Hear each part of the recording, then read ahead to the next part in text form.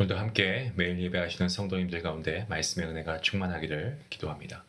우리 다 함께 기도하심으로 9월 16일 화요일 매일 예배 시작하겠습니다. 기도합니다. 사랑의 하나님 감사합니다. 오늘도 우리 중앙의 모든 가정과 또 우리 사랑하는 자녀들을 위해서 기도합니다.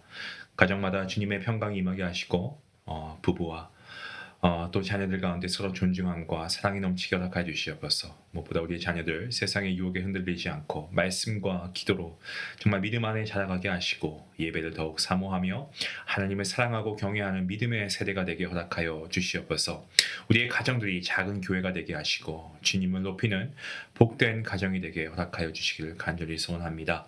하나님, 오늘도 하나님께 예배하는 모든 예배자 가운데 하나님이 은혜 베풀어 주시고 말씀을 통하여 우리에게 도전이 되는 말씀일지라도 우리가 하나님 말씀을 아멘으로 받아들이고 그 말씀에 순종할 수 있는 귀한 믿음 성령 하나님 우리에게 허락하여 주시옵소서. 모든 예배 하나님께서 함께 하시고 인도해 주시길 간절히 바라옵고 이 모든 말씀 예수님의 이름으로 기도하옵나이다. 아멘. 찬송가 448장 함께 하시겠습니다.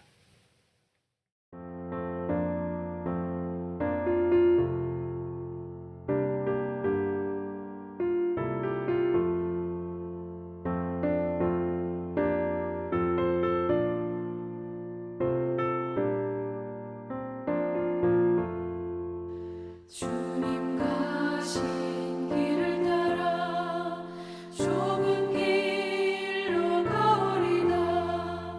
가기 좋은 넓은 길로 많은 사람 갈지라도 멸망으로 가는 길을 나는 가지 아니하고 주님 가신 영생의 길 좁은 길로 가오리다.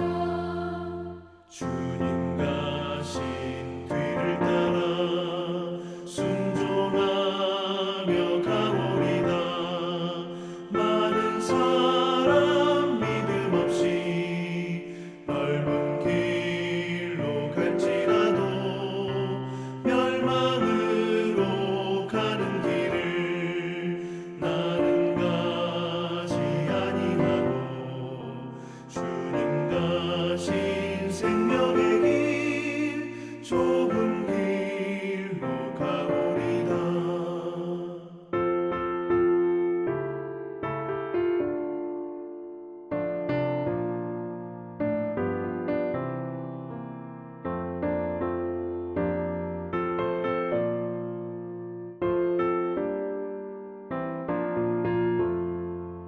주님 가신 진실한 길 의의 길로 가오리다. 좁은 문과 좁은 길은 십자가의 길이오나 영생 영광 바라보며 천국 가는 길이오니 죽기까지 주님 가신 길을 따라가오리다.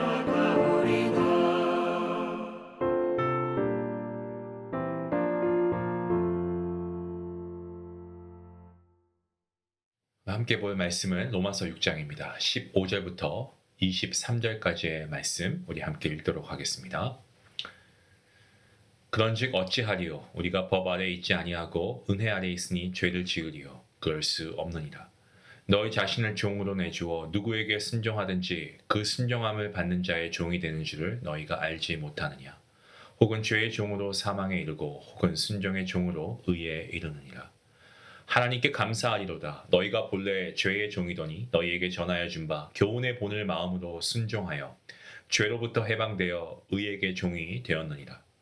너희 육신이 연약함으로 내가 사람의 예대로 말하노니 전에 너희가 너희 지체를 부정과 불법에 내주어 불법에 이른 것 같이 이제는 너희 지체를 의에게 종으로 내주어 거룩함에 이르라. 너희가 죄의 종이 되었을 때에는 의에 대하여 자유로웠느니라. 너희가 그때 무슨 열매를 얻었느냐? 이제는 너희가 그 일을 부끄러워하나니 이는 그 마지막이 사망임이라. 그러나 이제는 너희가 죄로부터 해방되고 하나님께 종이 되어 거룩함에 이르는 열매를 맺었으니 그 마지막은 영생이라. 죄의 삭은 사망이요 하나님의 은사는 그리스도 예수 우리 주 안에 있는 영생이니라. 아멘. 로마서 6장 우리가 계속해서 구원받은 성도의 삶이 어떠해야 하는가, 어떻게 거룩함으로 이어져야 하는가 우리가 말씀을 통해서 계속 은혜를 나누고 있습니다. 1장에서 5장까지 바울은 어떻습니까? 인간이 죄 가운데 있고 오직 예수 그리스도를 믿음으로만 의롭다함을 얻는다라는 그 복음을 선포했죠. 이어서 우리가 계속 살펴보고 있는 6장 그리고 앞에 우리가 보게 될 7장과 8장까지는 이 의롭다함을 받은 자가 어떻게 죄를 이기며 살아가야 하는가, 어떤 거룩을 이루어가는 이 성화의 관점에서 풀어서 보여주고 있는 말씀이 나옵니다. 오늘 본문은 특히 이 성도가 은혜 아래에서 어떻게 의의 종으로 살아야 하는가, 그리고 그 결과가 무엇인가 우리에게 알려주고 있는 말씀입니다. 사도 바울 먼저 성도의 삶이 죄에 지배받지 않아야 한다는 것을 강조합니다. 죄는 단순한 유혹이 아니고 지배하는 힘을 가진 어떤 왕과 같습니다. 저는 이 죄에 대해서 성경에서 볼 때마다 이 다윗의 밧세바 사건을 떠올리게 됩니다. 욕망에 지배당했죠. 그리고 인간이 어디까지 타락할 수 있는가를 보여준 그러한 사건이 이 밧세바 사건입니다. 하나님의 마음에 합한 그런 다윗 아니었습니까? 그러한 다윗이었음에도 불구하고 욕망의 통치 아래 들어가니까 간음하고 거짓하고 살인이라고 하는 정말 무서운 죄의 길로 들어서고 말았습니다. 죄가 얼마나 그 전파력이 무서운지, 그리고 죄가 얼마나 무섭게 인간을 지배할 수 있는가를 아주 여실히 보여주는 그러한 내용입니다. 하지만 은혜 아래 있다는 성도, 이 은혜 아래 있는 성도는요, 더 이상 죄가 왕노릇하는 그러한 삶을 살아서는 안 됩니다. 죄를 이기는 삶을 살아야 되죠. 어떻게 죄를 이기는 삶을 살 수 있습니까? 몸의 사욕에 순종하지 않는 거예요. 여기서부터 시작하는 겁니다. 사욕은요, 충동적이고 사욕은 이기적인 욕망입니다. 순간적인 쾌락을 줍니다. 그것 때문에 사람들이 이런 것을 추구하죠. 하지만 곧 그 쾌락 뒤에 찾아오는 후회와 어떤 수치, 이런 것들은 이루 말할 수 없습니다. 성화라고 했을 때 이런 성화의 삶은 이러한 욕망을 따라 살지 않고 거룩함을 쫓는 데서 시작합니다. 바울은 구체적으로 성도의 지체를, 이 성도의 몸을 불의의 도구가 아니고 의의 도구로 드려야 한다라고 권면하는데, 우리의 몸은 각 부분은 결코 중립적이지 않죠. 눈, 귀, 입, 손, 발, 죄의 도구로 쓰일 수가 있고요. 하나님께 드려져서 의의 도구로도 쓰임 받을 수가 있습니다. 이런 거예요. 우리가 칼을 한번 예로 들어볼까요? 강도가 칼을 들고 있으면 이 칼이 강도의 손에 들리면 살상의 도구가 되고 위협의 도구가 됩니다. 하지만 요리사의 손에 들리면 생명을 살리는 도구가 됩니다. 음식을 통해서 영양분을 공급받고, 그렇죠? 우리 먹어야 살지 않습니까? 그래서 생명을 살리는 도구가 되는 것처럼 이 성도의 몸은, 성도의 지체는 하나님의 손에 붙들릴 때만 최고의 악기가 되어서 아름다운 소리를 냅니다. 이런 맥락에서 바울은 우리가 법 아래 있지 않고 은혜 아래 있으니 죄를 어떻게 짓겠느냐라는 질문에 단호하게 대답하죠. 그럴 수 없다. 하나님의 은혜는 방종의 구실이 아니고 거룩으로 나아가게 하는 능력인 줄로 믿으시길 바랍니다. 법의 강제력이 사람을 변화시키지 못한다라는 것은 역사가 증명하고 있습니다. 미국에 금주법이 있던 시대가 있었습니다. 그 술을 법으로 막았지만 사람들은 몰래 술을 만들어 마셨고 오히려 범죄 조직이 더 번성했던 때가 바로 그 시대였습니다. 사람을 변화시키는 것은 어떤 규제가 아닙니다. 여러분, 사람을 변화시킬 수 있는 것은 오직 하나님의 은혜입니다. 하나님의 은혜를 참으로 경험한 사람은 더 이상 죄를 지으려 하지 않고 오히려 말씀을 지키고 말씀을 통한 의의 바른 길을 걷기 위해 애씁니다. 바울은 이어서 인생의 본질을 종이라는 비유로 설명합니다. 누구든 자신이 순종하는 자의 종이 됩니다. 죄의 자신을 내어주면 죄의 종이 되어 사망에 이르게 되고 순종의 자신을 내어주면 의의 종이 되어서 생명에 이르게 되는 것입니다. 과거 우리는 모두 죄의 종이었습니다. 누누이 우리가 로마서를 통해서 계속 반복해서 보게 되는 거지만 우리는 죄의 종이었어요. 하지만 이제는 말씀의 본을 순종함으로써 우리가 죄에서 해방되어서 의의 종이 되었습니다. 하나님의 은혜로 말이죠. 하나님 말씀은 우리의 삶을 바르게 빚어내는 그런 어떤 본과 같습니다.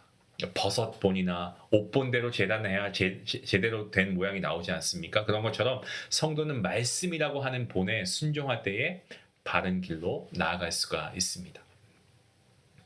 성도는 이전에 자신의 부정과 불법에 내어주어서 불의의 열매를 맺었지만 이제는 의에게 종으로 되어 우리가 거룩함에 이르게 되는 것입니다. 고대 사회에서 종은 어떻습니까? 주인이 바뀌면 곧바로 새로운 주인을 섬깁니다. 마찬가지로 이제 우리의 주인은 죄가 아니고 누구십니까? 하나님이십니다. 이전에는 불법이 주인이었기 때문에 불법만 열매는 맺었지만 이젠 의가 주인이 되었으니 하나님이 우리의 주인이 되셨으니 거룩함의 열매를 맺게 되는 것입니다. 바울은 이어서 죄의 종과 의의 종의 결과를 비교하고 있습니다. 죄의 종이었을 때 우리는 의에 대해서 어찌했습니까? 무심했죠. 제멋대로 살았다는 겁니다. 그리고 우리가 죄의 종이었을 때 그 결과는 열매 없는 삶이었습니다. 부끄러움이었습니다. 마지막은 사망이었습니다. 세상에서 아무리 큰 업적을 쌓아도 하나님 없는 삶은 결국 사망으로 끝납니다. 죽음으로 끝납니다. 무덤으로 끝납니다. 하지만 의의 종, 하나님의 종이 된 자는, 하나님의 자녀가 된 자는 거룩한 열매를 맺고 그 마지막이 영생입니다. 여기서 바울은 굉장히 유명한 말씀으로 결론을 맺습니다. 죄의 삭은 사망이요 하나님의 은사는 그리스도 예수 우리 주 안에 있는 영생이니라. 죄의 결과는 사망입니다. 삭이라고 하는 이 단어, 군인이 목숨을 걸고 받는 급료를 가리키기도 합니다. 세상에서 목숨을 걸고 무엇을 이룬다고 해도 그 결과가 예수 그리스도 밖에서 이루어진 것이라고 한다면 그 결과는 사망입니다. 반대로 하나님의 은사는 값없이 주어진 그러한 하나님의 은혜이죠. 그리고 그 은혜가 무엇입니까? 영생입니다. 어린아이가 장난감에 집착하다가 조금만 있으면 금방 실직냅니다.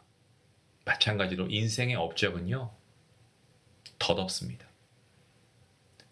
영생을 포기할 만큼 붙잡을 가치가 인생의 업적은 그런 가치가 없습니다. 영원한 생명만이 우리에겐 참된 기쁨이고 이것이 정말 축복의 선물인 것을 우리는 분명히 믿어야 합니다.